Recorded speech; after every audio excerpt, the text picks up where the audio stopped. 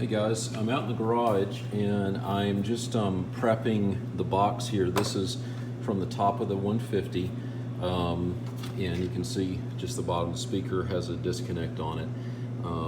There are two screws. I'll show you this in the cab, but there's two 7mm screws on the back that hold it in. The front are just plastic clips.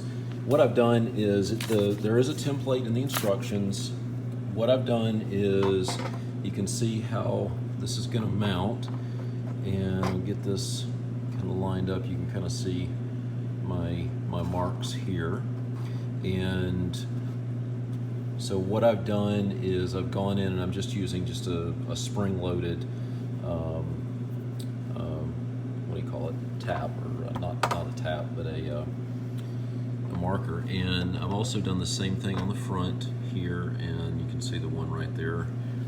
And then I'll just drill the holes. Now I am planning, some folks have said that have mounted this, there are a couple of other videos on YouTube on this, that they haven't cut this. I'm probably just gonna go ahead and cut this and just basically let it slide down in there. So there's something underneath it, basically just to kind of cover up these marks. It's not a really big deal, but might as well just cover it up. So I'm just going to cut this. This is just rubber. I mean, I do not plan on ever removing this from this truck. I'm planning on keeping this truck for quite a while, so I'm gonna leave this in there. I'm not worried about cutting this up. I'd rather have at least something in here just to kind of show it. And since this is rubber, I'll just use a pair of scissors to cut that. And I'm not really worried about being exact. I'll cut this and trim it. But I'm gonna go ahead and drill this out. We've got to look and see what size hole it is. I think it may have said on the instructions. But anyway, I've got that done and prepped. We'll go ahead and get this piece of it done, and we'll go from there. All right, guys, here's the finished product. This probably took me, just the bench side here, less than 5 minutes. This could not be any quicker. You can see I've got gone ahead and cut out a relief around the edge here so that my rubber mat goes back down in here. I can still pull it out if I need to clean it out or anything like that. That's done. Got everything lined up. Spacing seems to be really nice. I think I got it pretty much even on the sides. It is just install-wise Phillips head. And whoops, as I drop my ratchet here, I used, this is a, right here, I believe this is a 3/8. Yes, it is, 3/8. I did check it. 10mm would also work, but it's really a 3/8. And they are nylocks on the bottom. You can see all four. One thing I would note, this is a solid plastic material. So a couple of notes. One, if you're doing this in the cold, be careful because that plastic could be very brittle. I would suggest doing it in the house or somewhere where it's warm to kind of soften it up to be sure that it does not crack. Also too, remember, again, it's plastic.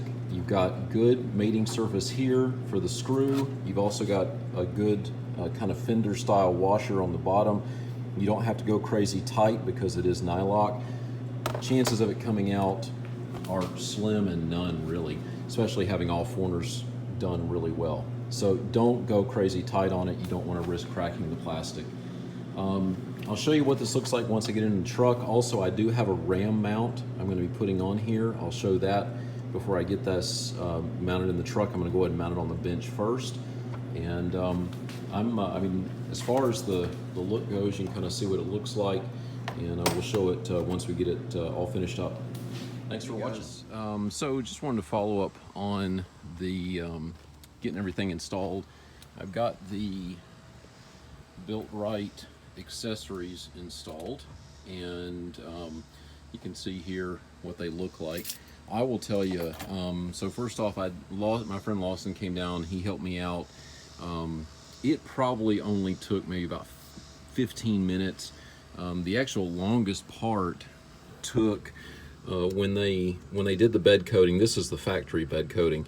When they did that, they did these screws, so I had to kind of dig out some of the material from there.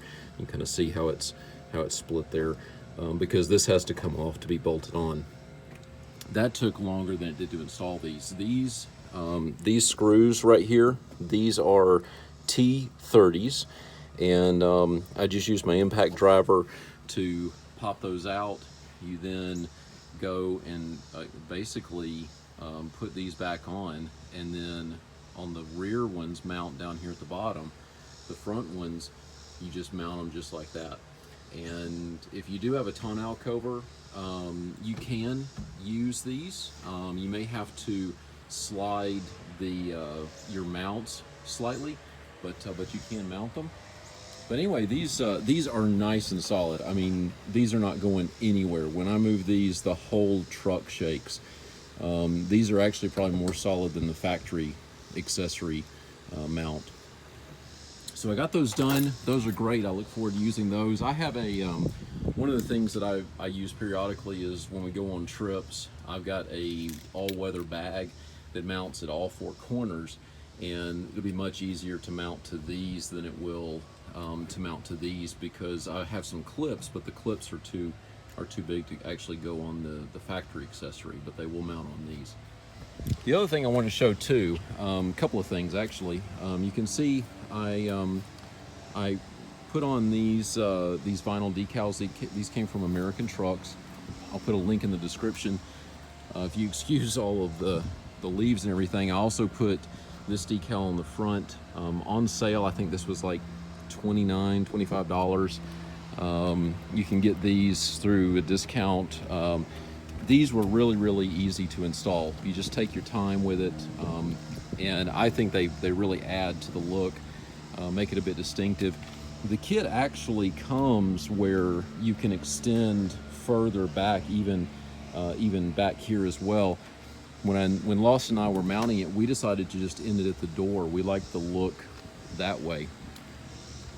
And then the last thing is I got my phone mount in, and you can see it up here. It's a Ram X-Grip mount.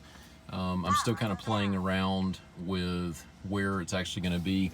One of the things I did was I ran through back behind the dash. I'll talk about this more in just a minute. I ran a cable. Get the focus there. I ran a cable that goes from down here. You can see I poked a hole, I put a grommet back there. So I've got this mounted right there, and that could always be, of course, disconnected. You could always use another one. There are two ports here. So I got that in, but now I can keep the lower area closed if I want to, and I still have my cable up here. Of course, I can always stick it in the back. Not really, but anyway, I can hide it up here and get it out of the way. Or I've also got plenty of slack in here. I can pull it out if I need to have a bit more here. So I've got that up here. Now, a couple of notes. So to get this panel out, not that difficult. This panel right here, there are in each corner, there's a plastic clip, and if you come in here with a panel popper, just really gently, this pops out. You take this off, and then there's two, one on each corner, 7mm screws. You take those two 7mm screws out, and by the way, they're not directly up and down. They are at a little bit of an angle, so keep that in mind when you're wrenching on it. That's how this comes out. Take out the two screws, and then there's three clips here, one in the middle and one in each corner. And again, be really gentle, just pop this out, and then this whole panel can be modified how you need to modify it, just like I showed earlier in the video. So that's really easy to do.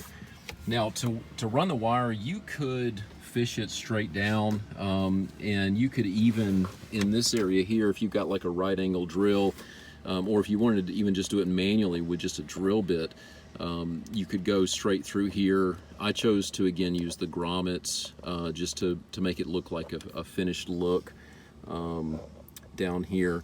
But what you can do, if you need to remove any of this stuff, here's how this is connected. So These panels right here on either side, they pull straight out. There's plastic clips. By the way, I did break 2 of the clips down here. It's still holding in nice and tight, not real worried about it. But these just pull out. If you need to pull out this center panel, once you have this out up here, there are, I believe it's 2 or maybe 3 screws, again 7mm, that are up here at the top. But in order to pull this panel out, you've got to pull these out as well, because this panel goes behind each one of these. So before you do that, you got to at least pull these out a little bit and get them off to the side, even if you don't totally disconnect everything. This will then just pop right out. And then this little panel right here, if you can see that seam line, this little panel here has, again, 2 7mm screws, but in order to get to the actual screws, they're down at the bottom. No, I take that back. They're actually behind here. So you've got to get this out in order to get this out. So that's how you remove the center stack, the upper portion. Now, if you need to remove the lower area down here, this panel right here, easiest way is to use you can use a screwdriver, but I prefer to use a plastic panel tool here, and that'll pop this rear portion out. And then you're really just going to have to pop this up. It's going to, you know, have some sickening crunches, but you pop that up and it will come out.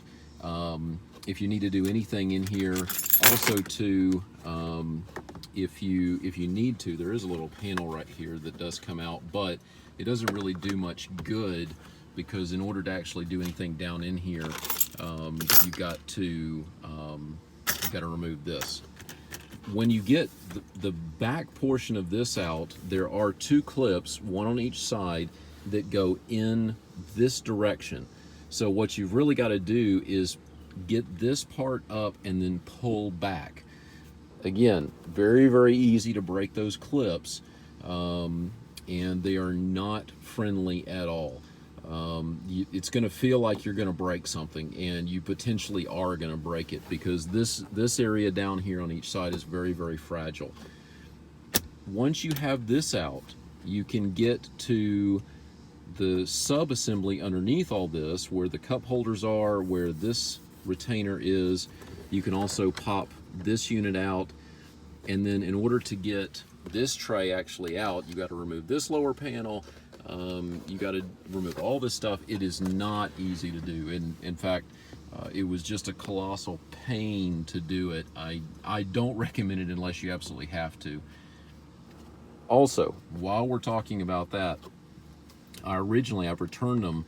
I was going to put some additional LEDs, just some little bolt LEDs, that I was just going to cut a hole in here just to give a little bit of extra light.